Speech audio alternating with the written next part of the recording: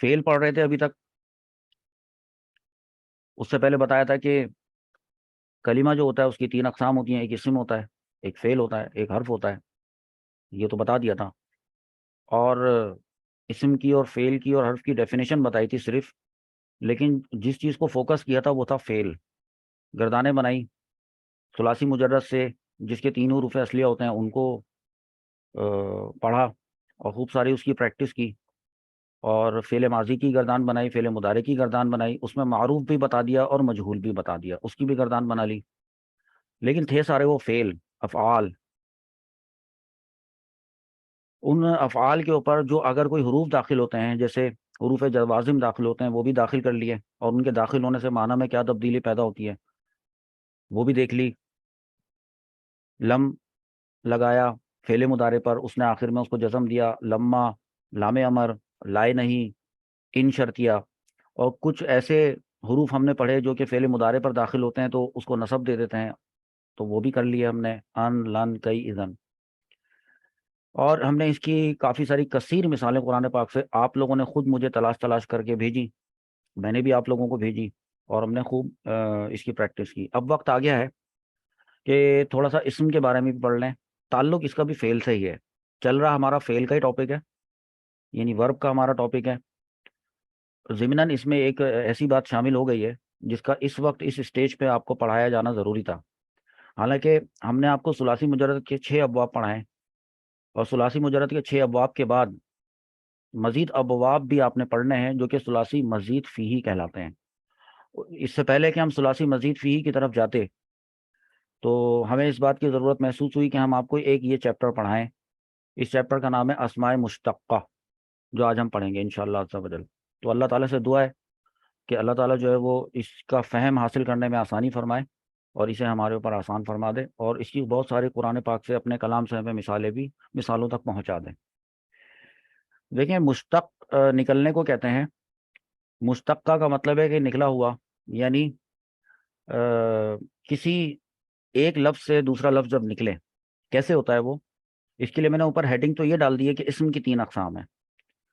ہاں، اسم کی ڈیفینیشن جب پڑھی تھی پہلی کلاس میں، تو اب جب کہ اسم کی ڈیفینیشن پڑھ لی تھی تو اب اس کی کچھ اقسام بھی پڑھتے ہیں. اسم کی اقسام کئی لحاظ سے ہو سکتی ہیں. جو ایک اسم ہوتا ہے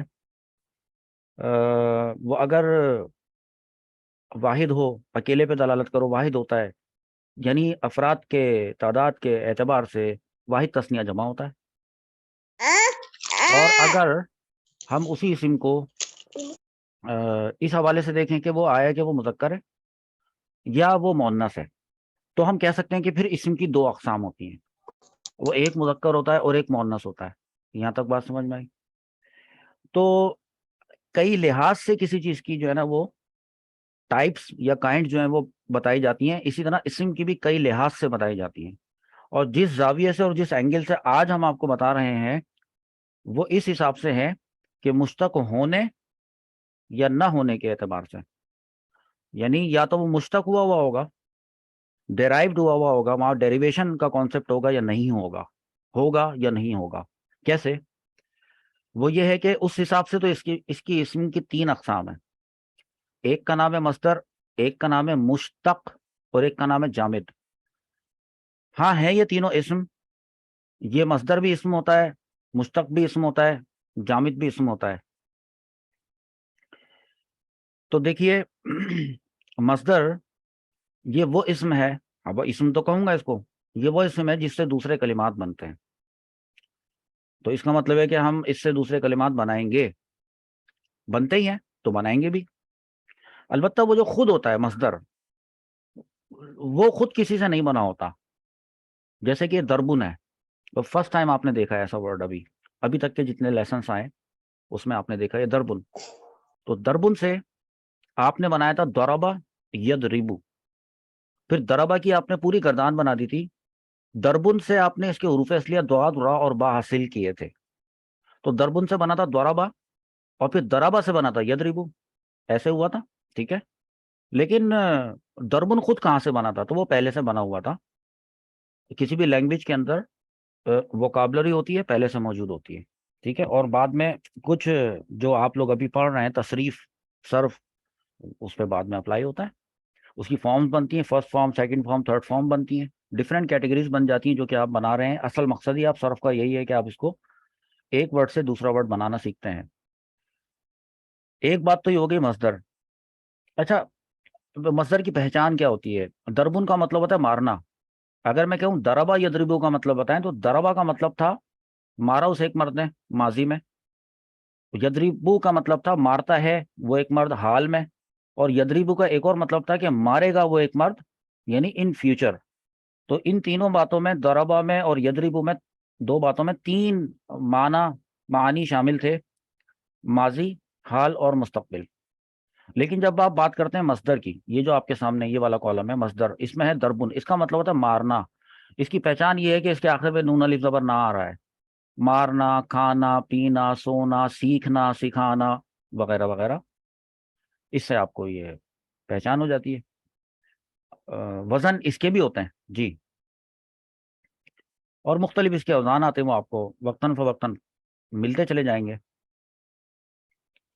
اچھا، ایک دوسرا بھی ہوتا ہے اسم کی، ایک دوسری قسم بھی ہوتی ہے، وہ ہوتی ہے مشتق. مشتق وہ اسم ہے جو فعل سے نکالا گیا ہو.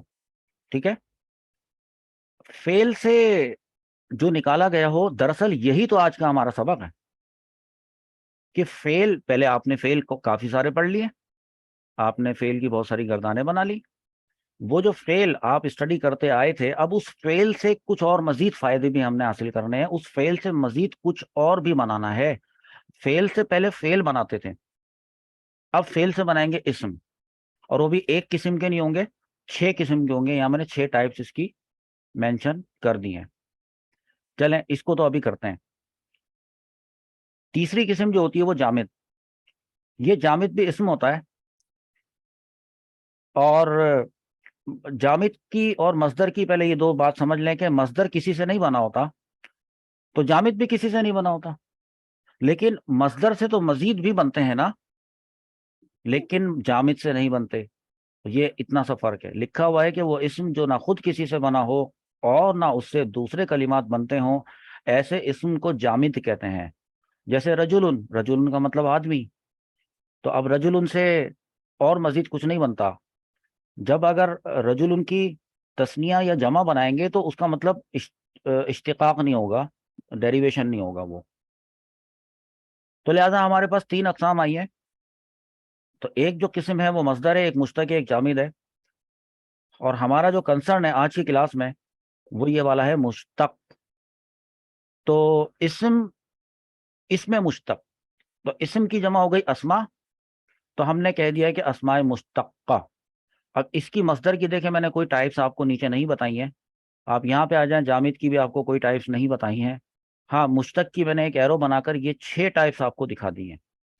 اس کو دھیان سے دیکھیں تو آپ کو پتہ چلے گا کہ جو یہ اس کی جو 6 ٹائپس ہیں، وہ ایک ہو گئی اسم فاعل، ایک اسم مفعول، اور تیسری اسم تفضیل. سب میں اسم اسم اسم آ رہا ہے، کیونکہ دیکھیں نا بات شروع ہوئی تھی اسم سے کہ اسم کی 3 اقسام ہوتی ہیں، اور اس میں سے یہ جو سیکنڈ والی قسم ہے یہ خود ایک اسم ہے. تو اس سے اسم ہی ہے، یہ دیکھیں آپ یہاں سے، یعنی نکلے گا تو فعل سے، اور نکلے گا کیسے وہ بتاؤں گا میں آپ کو. وہ اسٹائل آپ کو بتا دوں گا میں، پروسیجر آپ کو بتا دوں گا. پہلے نام سمجھ لیتے ہیں کہ ان کے جو جو نکلیں گے وہ فعل سے، وہ ان کے نام کیا ہیں. اسم فاعل، اسم مفعول، اسم تفضیل، صفت مشبہ، اسم اعلی اور اسم ظرف.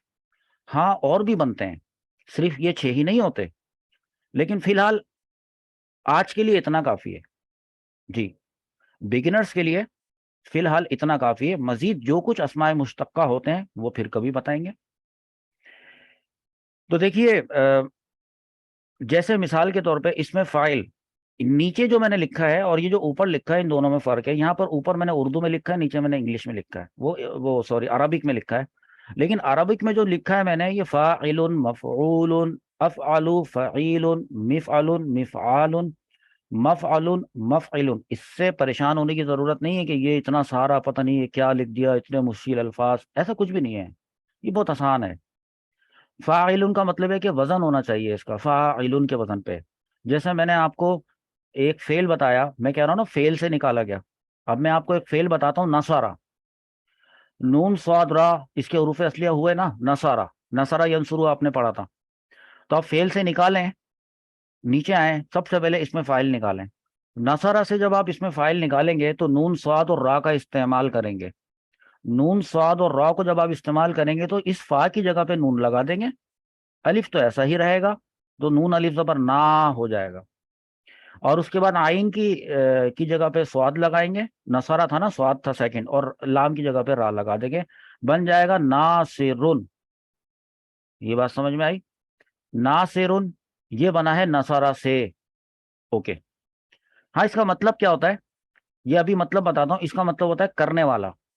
تو اگر نصارہ کا مطلب ہے مدد کی اس نے، تو ناصرن کا مطلب ہے مدد کرنے والا. یہ کرنے والے کے سینس میں آتا ہے یہ والا پہلا. سیکنڈ پہ آ جائیں، اور اس میں بھی اگر نون صاد اور را ڈالیں تو اس کا ایک وزن ہونا چاہیے، ایک ڈائی ہونی چاہیے، ایک پیمانہ ہونا چاہیے. یہ دے دیا مفعول. تو اس کا مطلب ہے کہ اس مفعول کو اگر اینالائز کریں تو میم، فا، عین، واو، لام، 1 2 3 4 5، تو یہ تو 5 ہیں. اور ہم لے کر آئے ہیں 3 حروف اصلیہ. جو ہمارا مادہ ہے وہ 3 پر مشتمل ہے.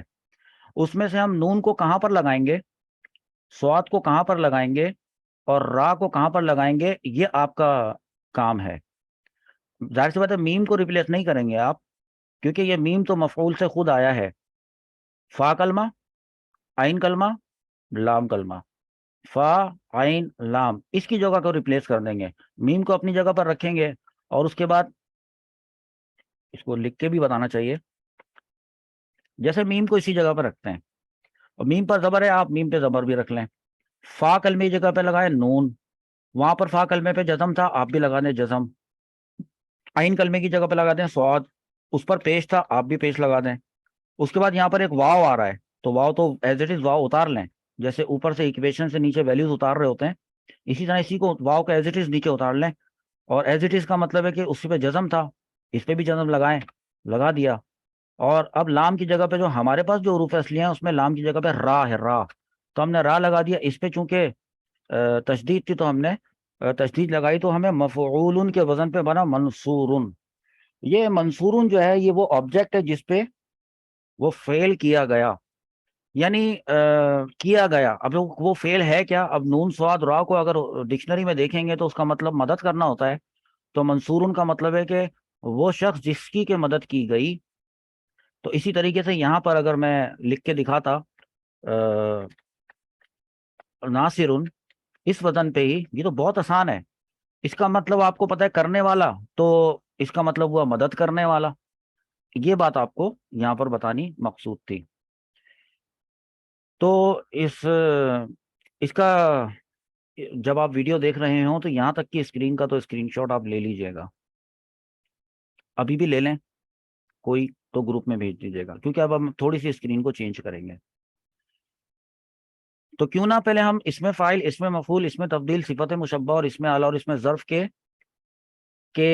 استعمالات آپ کو بتا دیں کہ یہ کس کس معانی میں استعمال ہوتے ہیں. تو وہ دیکھ لیں آپ نیچے. تو یہ ہماری اسکرین اس لیے اس طرح سے چینج ہوئی ہے کہ ہم نے آپ کو نیچے یہ بتایا ہے کہ اس کا مطلب ہوتا ہے کرنے والا. آف کورس کرنے کے لیے وہ کیا کرنے والا ہے وہ تو آپ کے حروف اصلیہ بتائیں گے. جیسے مثال کے طور پہ حروف اصلیہ کاف، تا اور با ہوتے، تو کاف، تا اور با سے بنتا کاتبن. تو کرنے والا کا مطلب یہ ہوتا ہے کہ پھر کاتبن کا مطلب ہوتا ہے کیونکہ لکھنا، کتبہ یکتبو، باب نصرہ ینصرو سے، تو کاتبن کا مطلب ہے لکھنے والا. اوکے. اور کاتب جو ہے جس چیز کو لکھ دے، جو لکھی گئی چیز ہے، آف کورس پھر وہ کیا ہو جائے گی، مفعول کے وزن پہ میم، کاف، تا، واو، با. مکتوب سنا ہے نا، مکتوب، ایسے. اچھا، اب اس کو سمجھنے کے لیے کہ اس کے اب آگے چلیں گے نا، یہ تو ہو گئے فاعل، مفعول، اس میں فاعل اور اس میں مفعول، یہ ذہن میں رکھیے گا.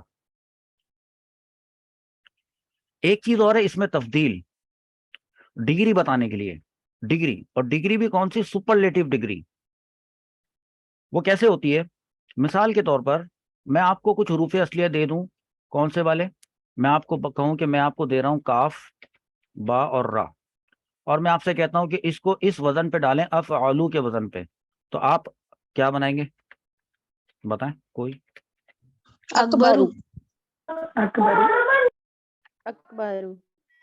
یہ جو اکبرو آپ نے بنایا ہے اور نیچے اس کا معنی دیا جا رہا ہے سب سے زیادہ.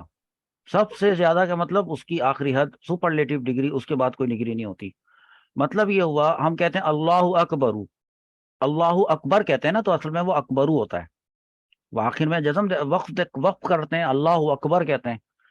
اکبر بڑائی سے نکلا ہے، کاف بارہ. اگر اکبرو کہتے ہیں ہم شروع میں حمزہ لے کر آئے، اس کے یہ حمزہ اس کے حروف اصلیہ میں تو نہیں تھا.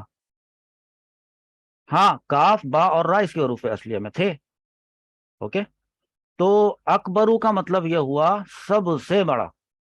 یہاں بات سمجھ میں آئی؟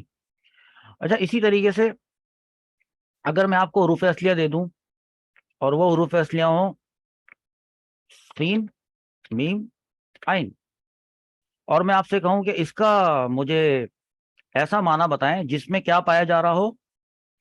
ہمیشگی. ہمیشگی، ہمیشگی پائی جا رہی ہو، دوام پایا جا رہا ہو، اس کو دوام کہتے ہیں. سمیعن. تو اس میں بنے گا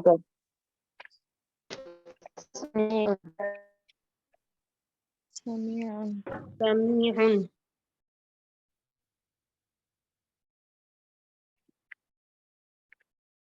سمیع انہوں نے بتایا.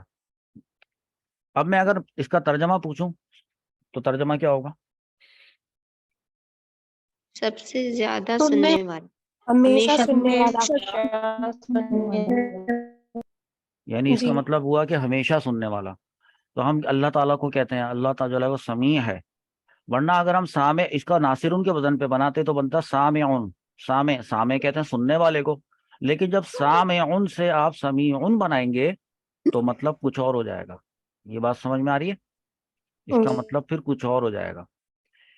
اچھا، مجھے ایسا لگ رہا ہے کہ مجھے آپ سب کو میوٹ کر دینا چاہیے.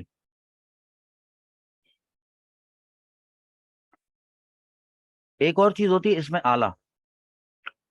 اس میں آلہ ایک دیکھیں، فعل، ساری بات ہو رہی ہے فعل سے بننے والی چیزیں. تو فعل سے اس میں آلہ سے مراد کیا ہے؟ یعنی جو وہ فعل جو ہے جس چیز کے ذریعے سے ہوا، جس آلے کے ذریعے سے ہوا، وہ مثال کے طور پہ آپ نے پڑھا تھا فتح یفتحو. فتح کا مطلب کیا تھا؟ کھولا اسے ایک مرد نے. یفتحو کا مطلب کھولے گا، کھولتا ہے یا کھولے گا. لیکن اسی فا، تا اور حا، اسی فا تا اور حا کو اگر میں یہاں پر اس وزن پہ لے کر آؤں تو کیا بنے گا؟ فا اور تا اور ہا ذہن میں رکھیے گا. مفتاحن.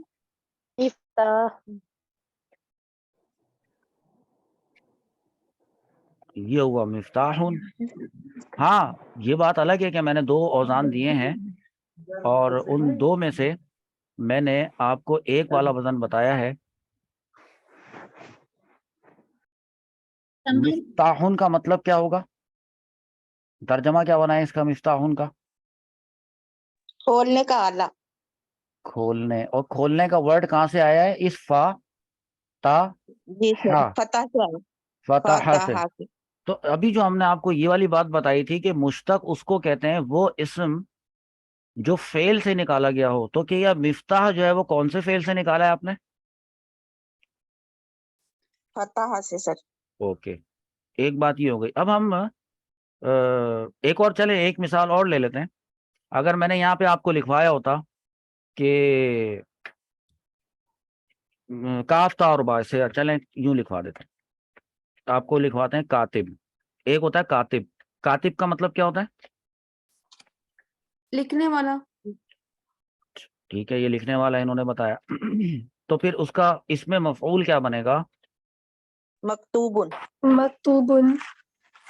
جو لکھا گیا. چلیں انہوں نے بتا دیا مکتوبن. میں اگر آپ سے یہ پوچھوں جس جگہ پر، جگہ، جگہ سمجھ لیجئے گا، جگہ کہتے ہیں مکان کو. ایک تو یہ ہمارا مکان ہوتا ہے نا جس میں ہم رہتے ہیں، ویسے ہر جگہ کو مکان کہا جاتا ہے. تو جس جگہ پر اگر میں کہوں تو دیکھیے جگہ، جگہ کو ظرف بھی کہتے ہیں. اب جگہ سے بات ہو رہی ہے، اب لکھنے کی جگہ کی بات ہوگی. یہاں پر لکھنے کی جگہ. یہ جو لکھنے کی جگہ ہے اچھا میں نے یہاں پر اس کو لکھ کر آپ کو دکھانا ہے. یہاں میں نے کرنے والا لکھا ہوا ہے. یہاں پر مجھے لکھ کے آپ کو یہ بتانا چاہیے کہ فیل کرنے کی جگہ، فیل کرنے کی. ہاں البتہ لیکن ایک بات اور ہے کہ ظرف سے مراد نہ صرف یہ کہ فیل کرنے کی جگہ ہوتی ہے، بلکہ فیل کرنے کا وقت بھی ہوتا ہے. کبھی وہ جگہ پہ دلالت کر رہا ہوتا ہے، کبھی وہ وقت پہ دلالت کر رہا ہوتا ہے. تو جگہ کو کہتے ہیں مکان اور وقت کو کیا کہتے ہیں؟ زمان. تو اس کا مطلب یہ ہے کہ مکان اور زمان، ظرف کی پھر مزید دو قسمیں ہو گئی ہیں، ایک مکان اور زمان.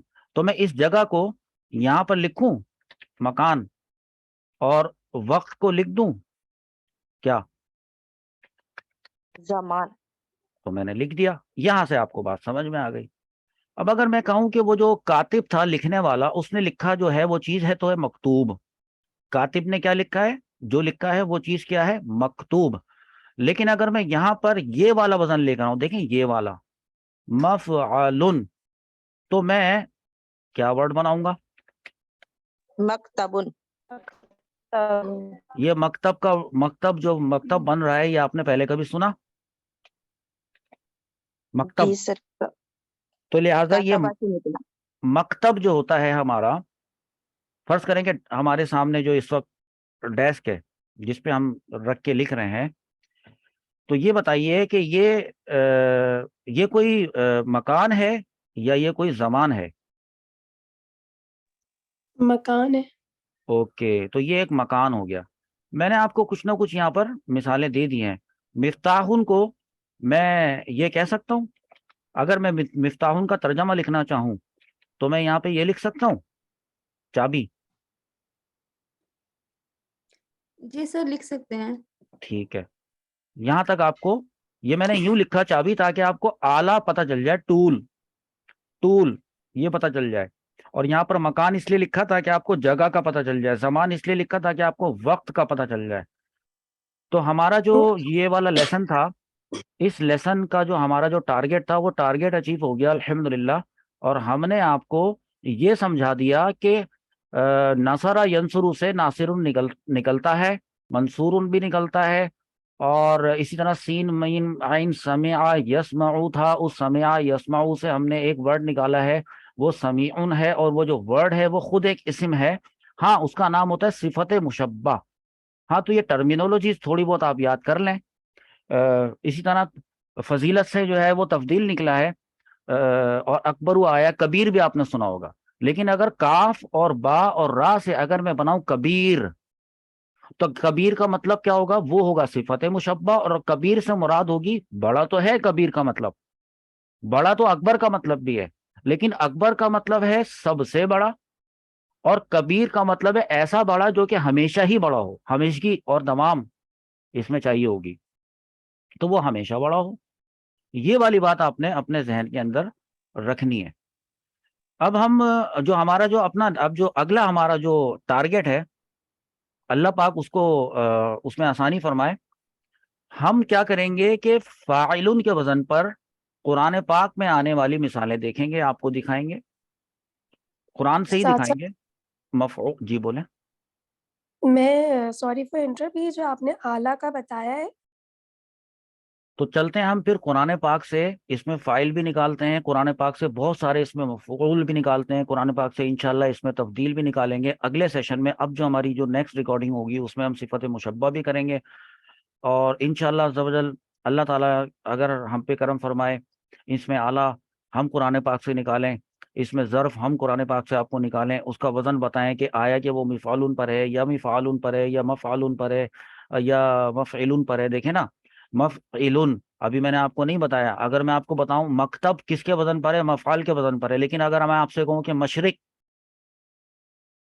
کس وزن پر ہے، تو آپ کہیں گے کہ وہ مشرق مفعیل کے وزن پر ہے. تو ایسے ہیں ہمارے پاس کافی ساری چیزیں، تو وہ ہم اب کرتے ہیں. تو چلتے ہیں ہم اپنے نیکسٹ سیشن کی طرف.